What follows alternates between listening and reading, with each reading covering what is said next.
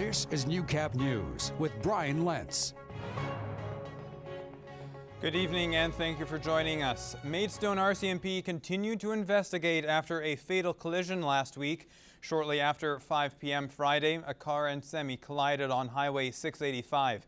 The single occupant of the car, a 25-year-old man from St. Walburg, was pronounced dead at the scene. The 24-year-old semi-driver from Lloydminster was discharged from hospital with minor injuries. And Council met today to discuss a number of new policies, but top of the agenda was a progress report on the recommendations made in the audit report last spring, as well as introducing our new city manager. Darcy Ropchen has more from City Hall.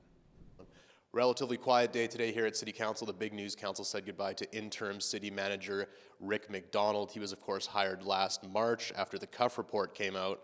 He was in charge of overseeing the implementations there. Council said hello to their new city manager, Dion Pollard. He officially takes over the job on November 1st. Well, I have experience in a little under 20 years of experience in municipal leadership and familiar with the area, familiar with the city. I'm good with people, good with the public. Council approved to initiate proceedings to apply for titles on properties that owe tax arrears. And the other big news out of Council today, purchasing card policy was approved. That's for city employees, how and when they can use those cards, as well as a list of proper vendors that they can use their cards for as well. We'll have more for you on these stories later in the week. From City Hall, Darcy Ropchen, Newcap News. Thanks, Darcy. Well, it's been 1 year since Lloydminster voted in almost a completely new city council and with it, a new mayor. I had a chance to sit down with Mayor Gerald Aalbers and discuss the year that was, its challenges, and his plans for the future. Well, thanks for joining me today, Mayor Albers. Now, it's been 1 year since you were voted in, and it's been, quite a year. You didn't you came from a background not involved with council. What was the learning curve like in those first few months and in this first year in general? Well, I think the first couple days were just extremely, just like they say, going straight up a mountain.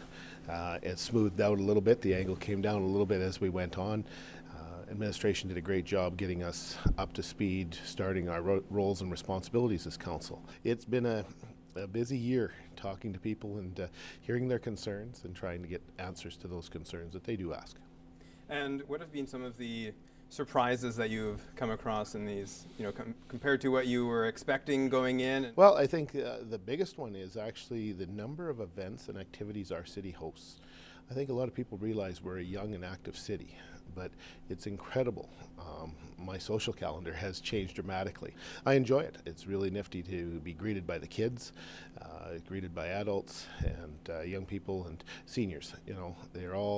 People are very open in this community, and I appreciate that. And what have been some of the big challenges that you have come across? Obviously, the wastewater treatment plant is always one that we keep returning to, but touching on that and also some of the others you've come across. Well, I guess, as you mentioned, the wastewater treatment plant is still front and foremost in my eyes and council's eyes because it's a legislative requirement. A big issue that we faced during the election was questions about the governance of the city administration, and I think the CUF report certainly helped provide a basis for our council, being that we were new. It indicated some areas that we certainly were challenged with as it sat that day. So I think we've made some strides. Have we completed it? No. And we'll be work in progress.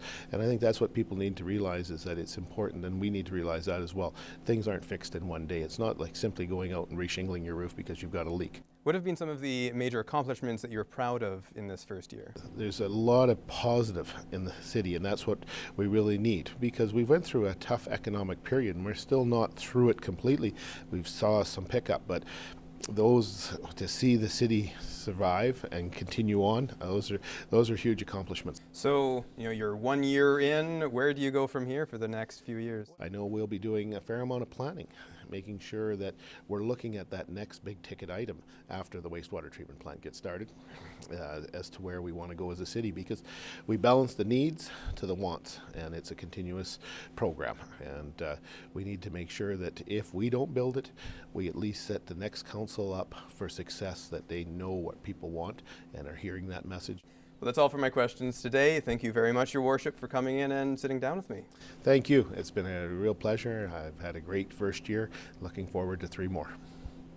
The Lloydminster Region Health Foundation has partnered with I Love Alberta Boobs this week in order to help the charity house and distribute their funds to support local families affected by breast cancer. We want to be able to help more directly and not so indirect like we were before. So we approached the Lloyd Region Health Foundation, and right away they were excited to work with us. And yeah, I think it's going to be a great partnership, and I think it's going to be a great benefit to Lloydminster and the surrounding areas. Anytime we can partner with a fundraising group that enables us to add services and add comfort care and add preventative early detection stuff right here in Lloydminster, that's a huge benefit to our donors and to the community at large. So huge thanks to Brandy and her excited team for reaching out. We're just pumped to work with them. You just have to be, at this point, we're focusing on... The group has created a $500 assistance fund that will be awarded 4 times a year to applicants from the city and surrounding area. Criteria, except you have to have or be living with breast cancer. Men or women, it doesn't matter. And it can benefit you and your entire family, help out with expenses, food, clothing, whatever it is you need at that moment. The group was previously partnered with the Cancer Society, but decided to focus their efforts on a more local distribution. I see a lot of Lloydminster struggling. I've heard very many stories about people losing their houses, people, not being able to feed their children, and, husbands and wives being separated because one's in Edmonton or Saskatoon for treatment, one's staying home with kids, there's no childcare. We've just heard a lot of lack, and that's just something we want to fill. We want to help out if we can. To nominate someone, apply for an assistance fund yourself or donate. You can visit the group's Facebook page. On Friday, the Catholic School Board celebrated the grand opening of the Synergy Vault, a facility that was realized through the partnership of the school board and the Synergy Credit Union that will not only benefit students of the Catholic School Division, but the entire community. Michaela Henschel reports. You could feel the excitement at the Synergy Vault as students and government officials caught their first glimpse of the new state-of-the-art sports facility that will allow year-round growth. I've been involved in sports, for many, many years, and we know the benefits of participating in physical activity, whether it's in organized competitive sports or just for recreation. And we also know we have a challenge in this part of the world with winter, and this facility allows for that to become a year-round pursuit. For student athlete Maggie, the facility will now allow her and her teammates to get optimal training that wasn't available before. With sports like soccer or softball, being able to practice inside means you can train year-round, and that way you develop as if you were playing 3 seasons instead of 1. The building has been years in the making. The Lloydminster Catholic School Board and the Synergy Credit Union came together to build this vision from the ground up, something that was completely different for Synergy. Now, we're used to putting a sign or a clock in a place with our name on it, and thank you very much. But to be kind of ground up partners and a vision of something that was potentially really big impact in our community, I was pretty excited. But the partnership isn't only rewarding for the school board and Synergy. Together they built a facility that will benefit the city. Well, I think the facility is all about a partnership vision come to life. This goes back 2-3 years in terms of our desire to come together with Synergy and to make something special happen, not only for our students, but for softball players, for football players, for baseball players, and for soccer players throughout our community. It's also an example for the province that when the communities and school divisions work together, there are benefits that are realized, not strictly dependent upon government. For Dr. Richard Starkey, the new Synergy Vault has the capability to be something much bigger for current and future athletes. Before the Olympic Oval was built in Calgary, Canada was not a speed skating power, and now we are. And it's because of that building and what it allows Canadian athletes to do. For the dollars that Synergy invested, we just feel that we've already got our money's worth out of it, and anything else from here on in is just a bonus. The Saskatchewan Games Council visited Lloydminster this afternoon as the city looks to host the 2020 Summer Games. Members from the council were visiting Lakeland College and other facilities where everything could be taking place for the Games. Lloydminster was the only city that presented a formal bid. We had a number of communities that expressed an interest initially, and then after doing the bid package and reviewing the package, some of them felt that perhaps the infrastructure that was currently in place couldn't quite didn't quite have the capacity to be able to meet some of our minimum standards. So consequently, Lloydminster was the one bid that did come in on our deadline date. So we're certainly pleased with that for sure. Among some of the needs the Games Council looked at ranged from living arrangements to the sports facilities, where a lot of young athletes will look to prove their skills. This is really the stepping stone for a lot of our young developing athletes. So to provide them with a facility that's going to enhance their skills, but also give them the opportunity to play on something and compete on something that they normally wouldn't have. The Games Council will have a decision by December 1st. And whether you like to go door to door or prefer an evening inside, there have been different events to suit your needs in Lloydminster for decades. We have more in this week's edition of RetroSPECT.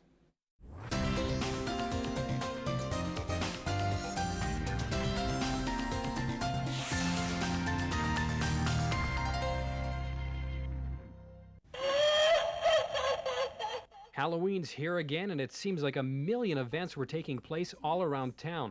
Here's a look at some. Over at Lloyd Comp High School, there was fortune telling for the students. At first, they were a bit skeptical, but after a while, they seemed to take it a bit more serious. And later on at the school, there was a costume judging. Many famous faces showed up, like the Spice Girls, the Simpsons, a couple of beautiful blondes, and this guy. Man, that's gotta stink. Well, some houses around town have gone through great lengths to be extra spooky tonight. It's kind of hard to tell, though, who's having more fun here, the kids or the grown-ups. Driving around Lloydminster, you'll notice the lawns covered in holiday spirit. That Halloween spirit continues today with skeletons, pumpkins, and more on display. And when the spooky night arrives, families will also have the option to participate in the Halloween Family Fun Night at the Service Sports Centre. Well, as we know, at this time of the year, you can get a variety of weather, and in the evening could be really chilly or it could be very nice, but it's in an environment where the kids are going to be safe and they're going to be well tended to, and it'll be nice and warm.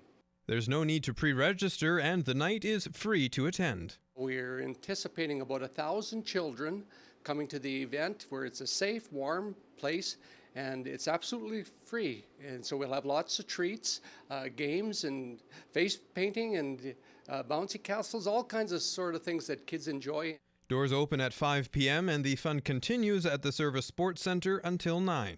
That's all for RetroSPECT. This is Newcap Sports.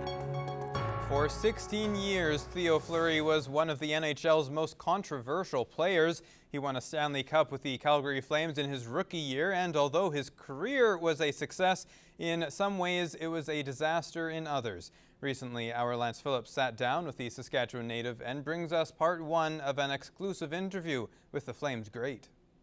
I want to kind of spend some time on some fun stuff like the current NHL and things like that. I do want to kind of reminisce a little bit though.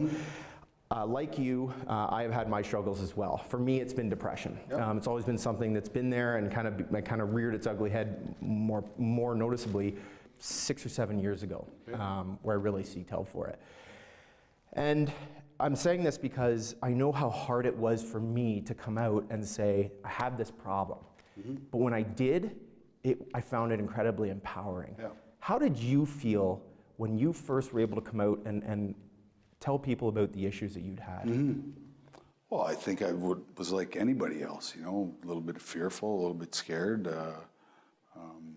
wondering how people will react to, you know, the truth of my story. But, you know, like you, you know, I was completely empowered by talking about my experience. And what happened was that not only did I not feel alone after telling my story, we got run over. We got run over by people, you know, me too, me too, me too, me too, me, everywhere we went. It was like, it was unbelievable. And, you know, I really found the purpose for my life. And I always thought it was just be a hockey player and, you know, have this amazing career and be a part of all these winning situations and all this stuff. And, you know, then all of a sudden I'm at rock bottom with a gun in my mouth and going, how did this happen, right? How did I get here? And, you know, to be able to crawl out of that hole and in the process, you know, find your purpose. It's pretty cool. And, you know, what I realize now is this is what I was always meant to do, right? You know, the hockey was just sort of a stepping stone and, you know, allowed me to have the voice that I have today, and that people would actually listen to what I have to say. And yeah, so I feel blessed and all that stuff. I'm not saying that it's that I don't have tough days and struggles and all that, but you know, I have a way better toolbox now than I ever did, you know, when I started this. And you know, instead of coping, I'm actually living and, you know, feeling and yeah, something I thought, you know, something that I ran away from, you know, most of my life. I'm dealing with it head on every day. And I think that's what people have to understand, is that there's no such word as healed. It's just healing, right? And it's going to last us for the rest of our lives. But at some point, it gets better, right? Because the tools that you acquire on this journey help you deal with those times when you're in those deep holes, right? Those times when you need hope and inspiration and, you know, all those things that we need when we're depressed. And we got to move. You know, we got to move. That's the biggest thing about depression is you got to move. Like physically, you got to move and get up.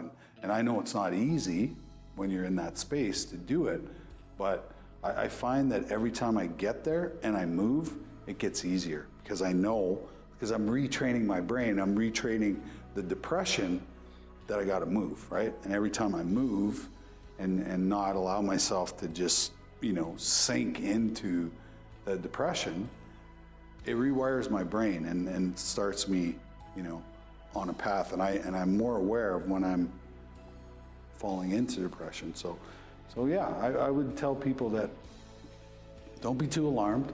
You know, it's depression. It's ugly. It's nasty. It's terrible. But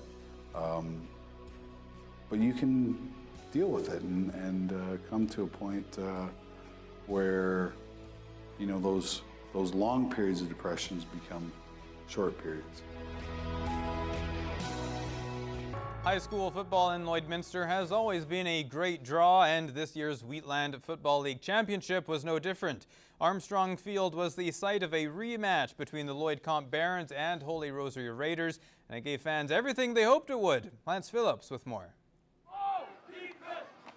It played out just as expected.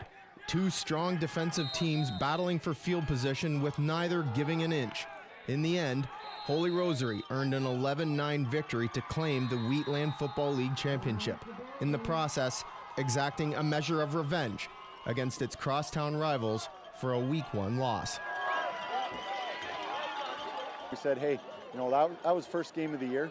We've got a long way to go. There's a lot of football left, and we knew what we had in that dressing room, and we knew if we stuck to the if we stuck to the program and we stuck to the process and just kept working, you know, we knew that we could get back here. I just feel really, really bad for the grade 12s. It makes me sick to my stomach that they didn't get a chance to lift the trophy. They've earned it. They've worked their tails off. They've done absolutely everything I've asked of them, and it makes me. That breaks my heart. It absolutely breaks my heart. A game is close like that, it's unreal. Like years before when we won it like 42-0, like my first year, it was just like a walkover and it was nothing. But this comp really came out and put us in a game, and it pushed us on our heels, and it made it the best game I've had this year. The game changed for good late in the first half, with the Raiders leading 4-3.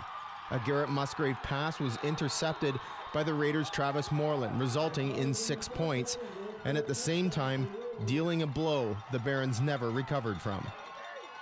When I saw him turn, I saw the ball flailing, and I just rushed to the ball. I caught the ball, and I saw the disappointment in his eyes when I was running. Oh, that changed the game because it was going back and forth. They were getting first down, we were getting first down, we were getting stuff, they were getting stuff. He didn't even play DB until the fourth game of the season, so those were game changers. You know, grade 10 kid that was thrust into a position he hadn't played before, and to respond like that this year, my hat's off to him. The post-game expressions on the faces of Barons and Raiders players couldn't have been more different, but another opportunity awaits, with provincials beginning in just over a week. and for the Barons, an opportunity to do something that they so narrowly missed out on Friday. In provincials, they're huge games, but it's not going to be the atmosphere that we have here. So hopefully we can play a little bit more within ourselves. We won't make some of the mistakes we made today, and we'll just get back to work. We're not going to try and reinvent the wheel. We're just going to try and do things a little bit better. I like the way our team has come together. I like how we prepare, and I think we've kind of found that groove. We found where we need to be. We know how we got to practice that week and what the effort it takes to win, because it's not easy winning these games. Lance Phillips, Newcap Sports, Lloydminster.